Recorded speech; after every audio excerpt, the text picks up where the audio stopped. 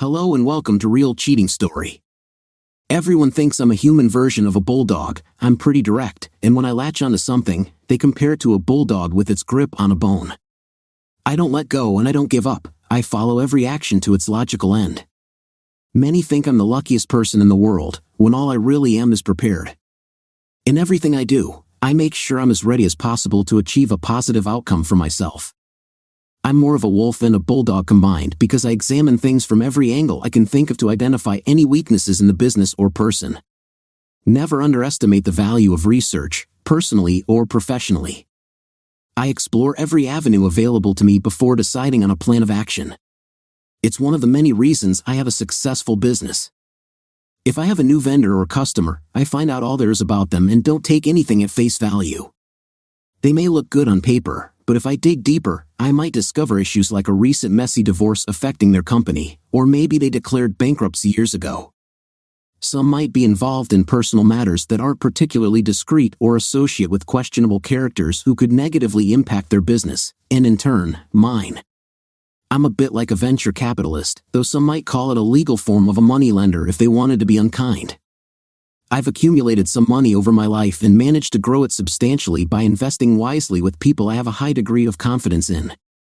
I'm not infallible. Some investments don't work out, but my success ratio is about 80%, so I can absorb a loss and move on. Often, it's a learning experience that gives me better insight into future deals. Widely diversified, I have a stake in many things. I had a friend who was an excellent trainer with degrees in physical therapy and sports medicine. She was very good at what she did but had no business sense. When she approached me about starting her own business, I researched it with my usual thoroughness and guided her through the process. She learned a great deal in a short time about how our industry worked, and in the end, we agreed it was a viable opportunity. I started with 60% ownership but wasn't actively involved except for business matters.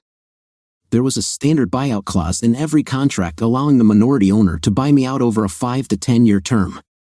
There's also a clause that if the business starts failing, I step in to analyze the data and decide whether to take over management or shut it down. I've had to do that 3 times, and I took it as a personal challenge each time. I had invested in an advertising agency early on, which became very successful. They were approached by some major players wanting to buy them out and have them work for their organization.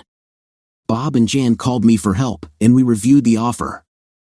It was attractive, but I showed them that as their reputation grew, they could become bigger than the company trying to buy them out in 15 years. They declined the offer, and over the years, it has been very profitable for me. I still own 20% through the structured buyout program we agreed to, and in 4 years, they'll be completely independent. My usual practice is to involve those I've worked with before to help make my newer investments successful. Bob crafted a campaign for Jody's rehabilitation clinic, and within 2 years, she franchised and now has offices in every southern state and parts of the Midwest. I own a small stake in each one because she insisted it made her feel more secure. The person who started me on this path was an old-time wheeler dealer who liked to fly under the radar. Over his lifetime, he probably paid about 20% of the taxes he owed and managed to avoid consequences. I wasn't quite that bold. My deals were straightforward and transparent. With the advent of computers, it became harder to evade the tax authorities, which is why Great Uncle Harry avoided technology. There had been a scandal at an accounting firm in my town where no one was overseeing them, and they had exploited the situation to the tune of $12 million. They were caught, the owners went to jail, and the money was never recovered. It piqued my interest, so I bought the business at a bargain price. The old owners were desperate to pay their lawyers, so they didn't profit from the sale. I kept 3 junior accountants who weren't involved and built the business slowly. Their core business involved ensuring that the companies I invested in adhered to ethical practices and providing expert advice when needed, usually from me. I had renamed the company, and my team managed to regain about 25% of their previous customers, leading to a noticeable increase in revenue. I offered the 3 original accountants a buyout deal at 6% a year for 10 years, which they eagerly accepted. By then, I was 32 and content with most aspects of my life, but I felt lonely. I dated frequently but hadn't yet found the one. Harry's wife had become fed up with his numerous affairs and significantly impacted him during their divorce. She knew more about his business than he realized, and once she was done, the IRS came knocking. The only thing that kept him from jail was my assistance. It was close, but he had to pay an estimated $214,000 in penalties and taxes. I loaned him the money to cover this, which put me under scrutiny, but my transparent practices paid off. Harry repaid me at a pre-agreed rate from his salary as one of my warehouse managers, plus additional amounts informally. By the end of his probation, he would be free of debt. This experience made me value transparency and openness. If I ever found a woman I loved enough to marry, a prenuptial agreement would be a given, with stringent penalties for infidelity from either spouse. I discussed this with my lawyer, who provided the framework for the details to be worked out when the time came. Being an only child of parents with minimal family ties, I was quite alone in the world, which made me long for a large family. I wanted at least 3 children and would consider it a bonus if one came with a mother. I was young, not unattractive, and had enough money to make dating attractive.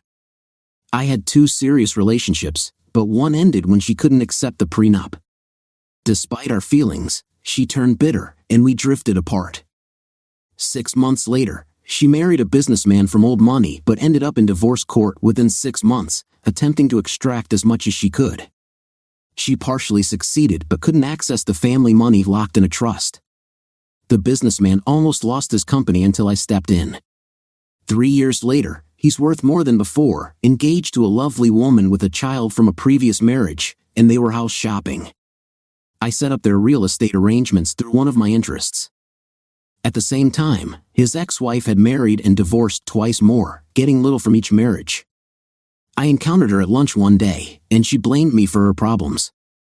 I just smiled and responded, "I'm not the cause of all your problems, just the big ones. The rest is on you." I had become frustrated with finding love, so I took a step back. Then, unexpectedly, I ran into someone at the advertising agency. I was a tall guy, and she was quite petite. Later I learned she was 5 feet tall and weighed 90 pounds. After helping her up and admiring her, I introduced myself. She initially had a sharp retort but then noticed my friendly demeanor and relaxed. We chatted, and she mentioned my good physical shape, which I attributed to the regimen I followed, thanks to Jody, who mapped out my meals and exercise routine. I also had a fondness for craft brews, though many were disappointing because some brewers mistakenly thought higher alcohol content meant better beer. I financed the startup of my favorite brewer after sampling his homemade creations. He was initially hesitant but was guided through the process with my support. His finances were managed by accountants, and a viral campaign, along with local and state magazine ads, helped boost his brand. Despite high demand and restrictive regulations, his product stood out. I was part of his focus group, and he valued my opinion. I grinned at her slightly. I wouldn't classify myself as stone. She absently rubbed her bottom, making the term knocked on her but seem more literal. "As interesting as it is to meet you, I have to go back to work," I said. We parted ways, and I wondered what she did there. Jan told me she was a new associate, fresh from college with a master's degree and a lot of enthusiasm. I saw her a few more times when I had to visit the office. When we exchanged names, it was hard not to laugh. My name was Roy McCoy and hers was Jimmy Cho, no relation, she assured me. We had coffee twice and then went on a few lunches before having a proper date. At the fancy restaurant I took her to, we got a few curious looks. I was over 6 feet tall and solidly built, thanks to working out, while she was a petite Oriental beauty, over a foot shorter. Jimmy was half Korean and half Japanese, inheriting the best traits of both, in my opinion. She shared that there had been historical tensions between Koreans and Japanese due to past atrocities, which led her parents to move to North America. She had been raised mostly in Canada and had moved there only 4 years ago. Her Canadian accent was still evident when she spoke, which I found endearing. I told her about my background, born and raised locally, a year of community college before dropping out, and then using an inheritance from a great-grandmother I never knew to start my business. She seemed impressed. "Wow, you must be really smart," she said. I grinned, "Not really. I just got good advice from a successful man. He said you didn't have to be the smartest person in the room, just smart enough to recognize who was and use their intelligence." Most geniuses aren't very business savvy, which is where I come in. I reflected on my failures, mentioning how I considered each one a learning experience. Jimmy laughed at some of my stories about these failures, and I found her reaction quite charming. "You really thought that was a good idea?" she asked. "Not then, but at the time it seemed sensible." After the meal, I took her to a performance by a local amateur theater group. They were putting on the Rocky Horror Picture Show, and the audience's interactions made things lively. When the scene came where Dr. Frankenfurter asked Brad if he had tattoos, a member of the audience shouted, "A-holes don't have tattoos." The actor playing Dr. Frankenfurter grinned and replied, "Mine does." Jimmy lost it, laughing so hard she gave herself hiccups. At the meet and greet after the show, I talked to everyone while Jimmy mingled with the actors. One of the actresses, Celeste, still in her costume, engaged in conversation with Jimmy. Celeste joked about enjoying showing off her figure and shared that she and her husband, Jack, were adventurous and not averse to discreet partners. I noticed Jack looking at me with interest, and Celeste had a similar gleam in her eye. I left shortly after, and as I reached the door, Celeste's bra flew past me. I didn't turn around. I took Jimmy home, and she asked me to wait in the hall for a moment. When she called me in, she was standing on a step stool in a robe. As soon as I closed the door, she dropped the robe, revealing a white bra and half-slip. "Touch me, I want to be close," she sang, motioning me closer. We shared a prolonged goodnight kiss, filled with light touches. Finally, she gently pushed me away. "That's a really good start. It's too soon to go farther, but time will take care of that if you continue to ask me out." Later, I discovered that when we were horizontal, we were exactly the same height. I tried to be gentle due to her size, but she encouraged me to be more adventurous. She was purring with happiness as she lay on top of me, and we fell asleep almost immediately afterward. 3 months later, she moved in with me. 6 months after that, she was wearing my ring. It was her birthday, and I gave her the first of her gifts, a pair of Jimmy Choo heels with a 4-inch heel. Jimmy grinned and teased me that I'd wasted my money, but tried them on anyway. "Ouch, there's something in the toe of this one," she said, shaking it, and a ring fell out. She stared at it for a few seconds, then looked at me. By then, I was on one knee.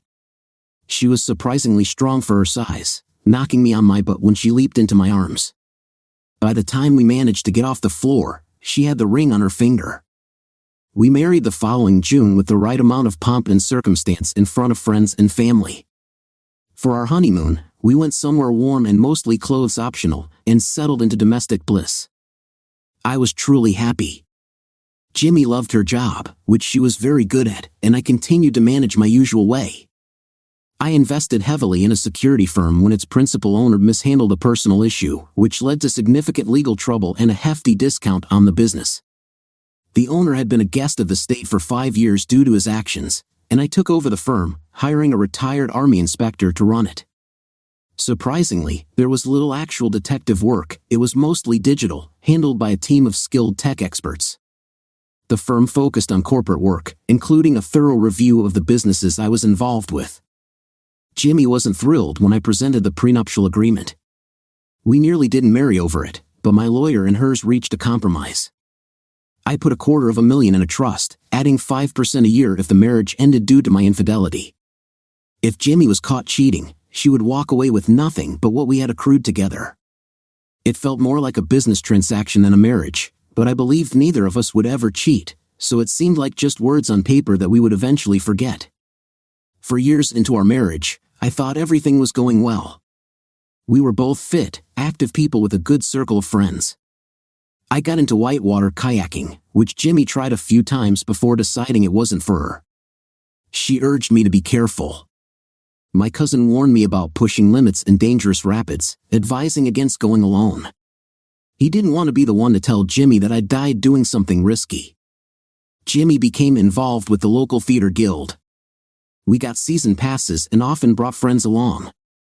3 of the companies I was involved with were patrons, and I helped with set construction, while Jimmy contributed by painting and sanding. One night, just hours before a new production's opening, one of the actresses had an accident and ended up in the hospital with a broken leg. The director was panicking when he noticed Jimmy. She was nervous at first, but by the end of the final performance, she was hooked. She received praise for her natural talent and quickly moved into second lead roles. Despite the time commitment, she loved it, so I didn't complain much. I eventually expressed how much I missed our time together, and Jimmy agreed to cut back, skipping every third production. She bonded with many of the actors, who became frequent guests in our home. Celeste and Jack, in particular, became good friends. Although there was flirting and innuendo when we were alone, they respected our boundaries.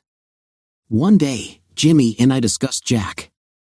I had a conversation with Jimmy about Jack and Celeste's swinging lifestyle to clarify my stance on infidelity. I told her, if you want to play around, that's fine, but be prepared for the consequences. Once it's done, there's no coming back. Jimmy seemed to come out of a daze and replied, "Of course, honey. I understand." Although she agreed, I could see a hint of disappointment in her eyes. A few weeks later, Jimmy came home from a theater guild meeting looking starry-eyed. "I got the lead," she exclaimed. I was thrilled for her and gave her a big hug and kiss. "You'll be amazing." "Celeste better watch out," I teased. She giggled and said, "Jack and Phil are taking care of that."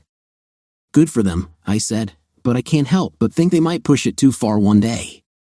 It could end badly if one of them does something unforgivable." Jimmy mentioned that they were totally in love and that their unconventional lifestyle seemed to keep things exciting in their relationship. I grinned at her enthusiasm and asked, "Not reconsidering monogamy, are you?" She blushed and smiled. "Never. I like what we have just fine.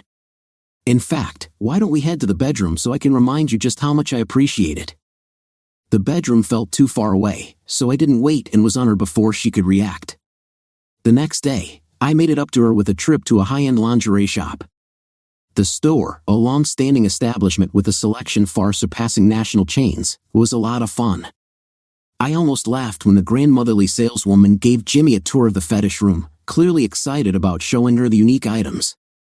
Jimmy picked out a chainmail bra that looked stunning on her. She said she wanted something that was impossible to tear. Our relationship was thriving, and we even started discussing having children.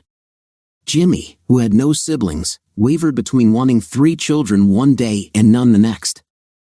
I was on board with whatever number she chose. Meanwhile, I was working on a new project. Our favorite restaurant had gone out of business due to poor management, and the chef approached me with a proposal. We bought the defunct restaurant, remodeled it, and hired a top-notch staff. I had previously invested in a restaurant that failed after a year due to poor management, but this time the chef's reputation and our thorough vetting gave me confidence. I held a 60% stake, and the chef put up a little cash in his reputation for the remaining 40%. The renovation exceeded our expectations and came in under budget. Jimmy put together an excellent ad campaign, and our opening night was a success, with the restaurant at full capacity. We selected diners randomly through an online lottery for a free meal and reserved a few tables for food critics and writers. The reviews were fantastic. Jack and Celeste were our guests, and they brought their friend Philip along. Philip was a bit full of himself, with a few local commercials and minor roles in films, but he seemed harmless and even somewhat amusing. His date, Cynthia, was one of the board members and main directors. She was about 10 years older than Philip and clearly infatuated with him, although she was also very married to a man with a reputation for being unforgiving. I wondered if her husband knew where she was. I was relieved when Celeste asked if I would join them, given that Jimmy was away for a week and wouldn't be back for another 4 days. I was feeling restless. It was so good to get out with friends. Jimmy was selling something that felt insincere to me, but I kept a neutral demeanor. It wasn't my problem, but if what I suspected was true and Jim ever found out, Philip wouldn't be auditioning for leading man roles anymore. His facial modifications would land him in the quirky sidekick zone, and he deserved every bit of trouble coming his way. Celeste noticed my thoughts and grinned, knowing what was on my mind. We had become good friends, even better than Jack and I, and she lived her life by her own standards, which gave me no reason to judge. The food was excellent, and the conversation was stellar, except for Philip's contributions. Celeste would deliberately say things he couldn't understand and then smile as he floundered. It was mean but amusing. If looks could kill, Cynthia would have had Celeste on the ground. It oddly seemed to upset Jimmy, though she tried hard not to show it. I wondered how long it took Philip to remember his lines after such a decadent dessert and rich coffee. Jack and Philip suggested we go to a club to work off some calories. I can't, I said. I have to stay and network. Remember, Gene would have a fit if I threw him to the wolves. He can cook, but he's not great with networking. We're working on it. Celeste said, I have to stay too. I need to interview the chef, get patron reactions, and photograph some dishes in diners. I wanted to do it tonight, but I wanted to enjoy the meal from a customer's viewpoint. Do you mind if we go ahead? You guys can catch up with us later. Celeste frowned at Jack, while Philip grinned. Jimmy chimed in, would you mind? This way, I can get all the fast ones out of the way. When you get there, we can just grind on each other until we can't take it anymore. We watched them leave, and Celeste turned to me, placing a hand on my arm. It'll be fine, Roy. Nothing will happen. I grinned and asked, who are you trying to reassure, honey, me or you? She sighed and said, Jack's been pushing the envelope lately. I thought we were in tune, but now I'm starting to worry. Celeste, I said, if it bothers you, address it openly. You're a fine woman, and Jack is a fool if he jeopardizes your relationship. You could replace him easily, but he'll never find anyone like you again. Tears welled in her eyes as she hugged me tightly. If it all falls apart and I'm a free agent, I'll be watching Jimmy closely, waiting for her to mess up. It'll never happen, but if it does, I'll be all over you and Roy. It would be just you for as long as you'd have me. I kissed her cheek and told her she would be the first I'd turn to if things went awry. We finished our tasks and met up with Jack and Philip, who looked like they'd run a marathon. At the club, Jimmy and Cynthia were still on the floor, dancing with abandon. I was amazed because I'd never seen Jimmy like that. She twirled, saw me, and let out a happy squeal, almost knocking me over as she jumped into my arms and gave me a passionate kiss. Come on, she said. A slow song began, and she pressed close to me, making the most of our height difference. She looked into my eyes the whole time. By the end of the song, she was subtly grinding against me. I was afraid to look down, fearing she had left a wet spot. She sat down while the others danced, holding my hand until Celeste approached. Give him up, honey, Celeste said. If he wants a good review, he's going to have to dance with the blogger. Jimmy giggled and pushed me toward her. We danced for a minute until the music changed, and a slow song played. Celeste snuggled into me, resting her head on my shoulder. A few minutes later, she lifted her head with a frown. Jack had Jimmy on the floor and was all over her, and she didn't seem to be resisting much. Celeste pulled us over to Jimmy and pushed her into my arms. Don't be a fool, honey. Dance with your husband. Celeste grabbed Jack, and they didn't look like a happy couple. We left after the song ended. Celeste and Jack seemed to be arguing while Cynthia appeared to be trying to get Philip's attention on the dance floor. Jimmy was quiet on the way home and was asleep when I parked the car. I debated leaving her in the car, but love overcame my frustration, so I picked her up gently and put her to bed like a child. I was too keyed up to sleep, so I watched Curiosity Stream until I dozed off in my recliner. I woke up at 6:30 and knew I wouldn't go back to sleep. I made coffee and took a shower. 2 hours later, Jimmy crept into the kitchen and grabbed a cup. We sat together for a while before she asked timidly, "Did I do anything stupid last night?" I replied, "Define stupid." Let me rephrase that. Did I do anything that could cause trouble in our relationship? I frowned while organizing my reaction. Not really, but you were close enough to the line that the smallest nudge could have pushed you over it. It was more than borderline inappropriate action at least once. If you want out of the marriage, tell me now because I won't last much longer if you continue.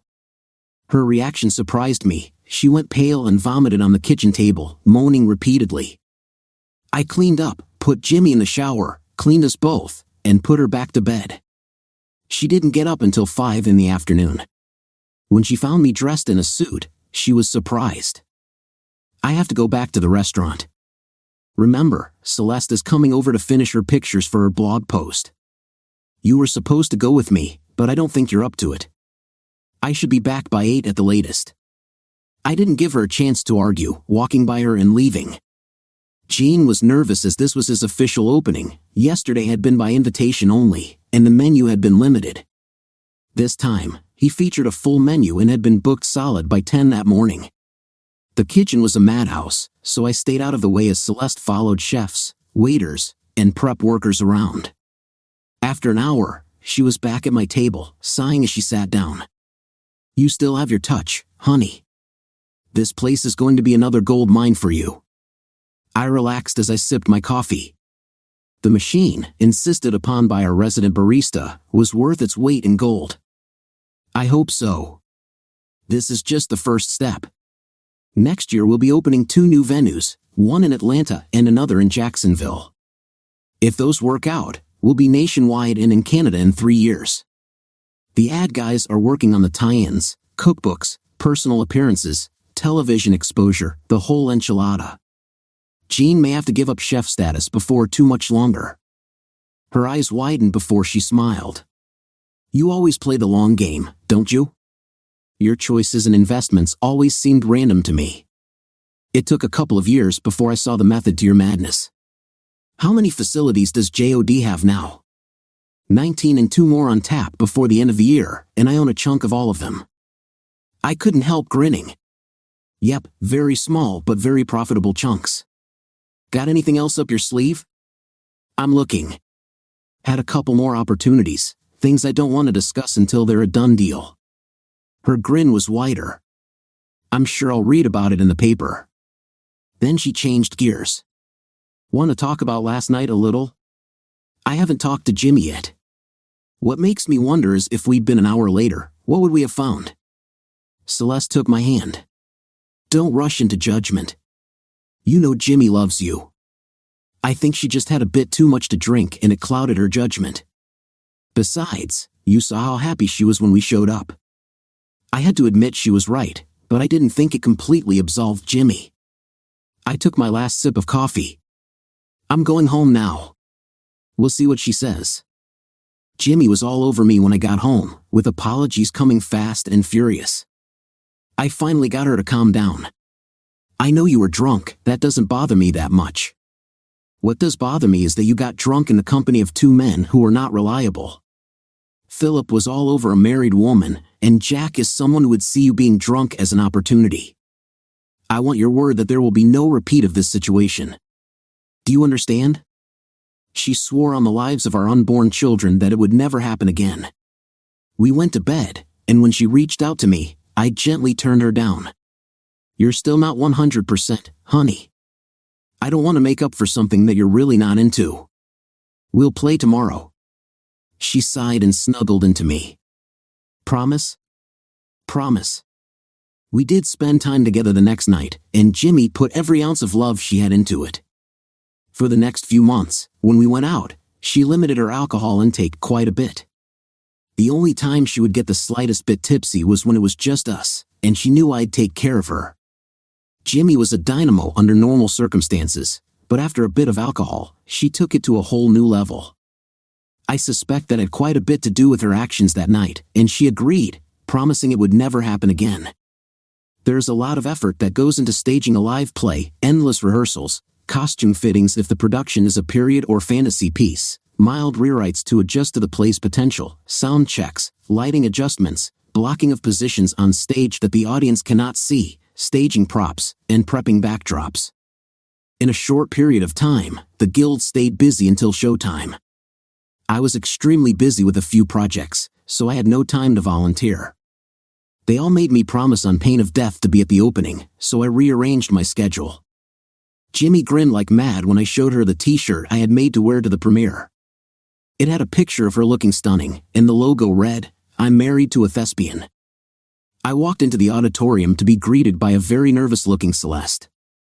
She wasn't involved in the play, her blog had taken off, and she was spending a lot of time on it. Sponsorship had picked up, especially from the food industry, and she had started doing remotes from organic farms, large meat processing plants, small dairies, and then following the food from farm and plant to the consumers, including grocery stores, farmers markets, and restaurants. My team helped her out, and she was now in the planning stages of a show we were going to pitch to Food Network and PBS. One of my new projects was a video studio Celeste had introduced me to. I toured the facility, meeting with the management team. They were transparent about their needs. We're doing really well and need to expand. Unfortunately, we've reached our credit limit, and the banks don't want to fund the expansion. We can make great videos and short films, but we have only minimal business experience. Celeste thinks we could be very beneficial to each other. I did my due diligence and liked what I saw. The two owners were pouring every dime of their personal money into a short animated film that showed a great deal of promise. Sadly, they were turning away business because they didn't have the capabilities. In the end, I bought a 60% stake in their business, paying off existing loans and getting them the funding they needed to expand. I explained the buyout clause I always offered, and they surprised me by asking me to wait 2 years before we discussed it again. That would give us time to look for someone to handle the business side. In the meantime, they thought I would do quite well. The business was fascinating. If Celeste got her show, I was going to be the executive producer, even if I wasn't entirely sure what that entailed. I grinned as I kissed her cheek. She was under a lot of stress trying to launch her show, and she and Jack weren't getting along well. It's like he doesn't even miss me. We haven't spent much time together, let alone with anyone else. It's like he could care less if I'm around. Alarm bells went off. Jack was known for his wandering eye. If he wasn't getting attention at home, he might seek it elsewhere. I commiserated with her. Jimmy and I aren't getting the quality time we need either. I'm gone a lot, and she's either working or tied up in rehearsals. I'm going to ask her to take a break and concentrate on us for a while. I'm almost done traveling, and I'd like to revisit the conversation about having children. I'm 36 and want to be able to chase them around when they come. Celeste smiled sadly. Early on, she and Jack had decided not to have children. Jack had undergone a vasectomy and wanted Celeste to have her tubes tied, but she resisted. Great news, I said, hoping to cheer her up. PBS and Home and Garden Network are interested. Plus, the Food Network called and wants a meeting with us. Looks like you're going to be a star. She smiled but wasn't as happy as I expected. I didn't get to explain that Home and Garden wanted a separate show focusing on farms and the food industry, while PBS leaned more towards restaurants. She might end up doing 2 shows with some crossover material. Look, Roy, I need to prepare you. The show is about adultery and originally included a bedroom scene about the cheaters' first time in bed together. I fought to have it cut and thought I was successful until Cynthia told me she put it back in just now. Please remember it's just a play, and everyone is pretending. The way she said it made me realize this wouldn't be a pleasant experience. I was more than correct. The production was well written, you could follow the angst and weakening wills. There were a few scenes where the man and woman were on opposite sides of a darkened stage, texting while messages flashed on a screen behind them. Then came the secret meetings, the touches, and the increased passion of their interactions. The lead male, Philip, played well off Jimmy, and I had to wonder how hard it was for him, as it seemed to flow naturally. The final scene depicted them consummating their relationship in a modest motel room. The stage was set with a king-sized bed in the middle of the room. Philip, in his arrogance, wore minimal clothing. Jimmy walked on stage in a sheer red nightgown that barely reached her waist. The lights went out as they reached for each other. If they were expecting a huge round of applause, they were mistaken. There had been a few gasps and then silence, before a few tentative patrons applauded. Celeste had locked onto my hand and refused to let go. When the lights came up, people who knew me had a hard time looking at me. Jimmy didn't even put on a robe as they took their bows, and her attire left little to the imagination. I was beyond furious. I looked at Celeste. You can let me go now. She held on tighter. Calm down, please, Roy. It was just a play. It doesn't mean anything. Did you see the same things I did? Let me go, Celeste. She tried to hold on, but I gently reached down and grabbed her little finger, bending it backwards until she had to either let go or risk injuring herself. She finally let go with a gasp, and I turned and headed for the reception area where the performers mingled with the patrons. Jimmy was between Philip and Jack, still in her gown and smiling widely. The women were either avoiding looking at her or casting barely concealed contempt, while the men were just staring. Jack had directed the play, and they were basking in accolades. When I stood in front of them, Jimmy's smile faded as she saw the look on my face. "Get some clothes on," I said. She ran backstage, leaving Philip and Jack. They were both smirking, and Philip said, "Your wife is something else." Before Philip could say more, my fist connected with his jaw. I was extremely angry and fairly strong, thanks to my training, and I knocked him out cold. Jack tried to run, but I grabbed him by his long hair and dragged him back. "You thought I'd just stand by for this?" Jack's smirk returned. "I don't care what you stand for." Jimmy was all for it, especially the extra rehearsal time we put in to make it convincing. She joined Philip on the floor.